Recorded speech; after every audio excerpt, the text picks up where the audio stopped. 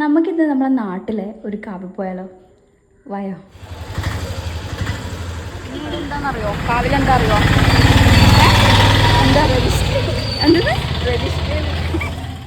അതെ, ഇത് നമ്മളെ നാട്ടിലെ കാവിലെ പ്രതിഷ്ഠാ ദിനമാണ്.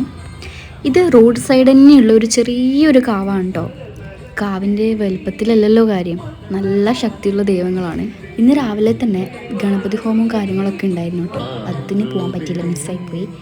അപ്പം നമ്മൾ നേരെ പ്രാർത്ഥിച്ച് തൊഴുത് കഴിഞ്ഞതിന് ശേഷം ഫുഡ് കഴിക്കാൻ പോകുന്നു ഗൈസ്.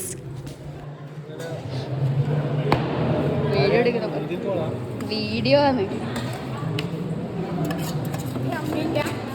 ഇല്ല, അമ്മടെ പോയി.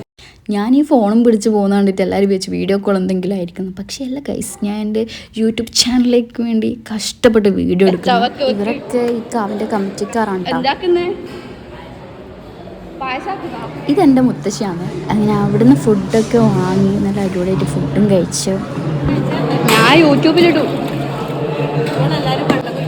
ഓരോ ഒരു കോമഡി. ഈ വീഡിയോ കണ്ടിട്ട് വെള്ളം ഒഴിക്കും ഓരോ വിളിക്കും പോലും. ഈ അല്ലുവിൻ്റെ ഒരു കാര്യം. ഇത് ചന്തയൊക്കെ ഉണ്ട് ഗൈസ്. നോർമലി ഇങ്ങനെ പ്രതിഷ്ഠാ ദിനത്തിൽ ചന്തയൊന്നും അങ്ങനെ ഉണ്ടാവാറില്ല. അത് മാത്രമല്ല ഇന്ന് ഈവനിങ് ഗാനമേളൊക്കെ ഉണ്ട്, ഫുൾ സെറ്റപ്പ്. ഫുഡ് എങ്ങനെയുണ്ട്?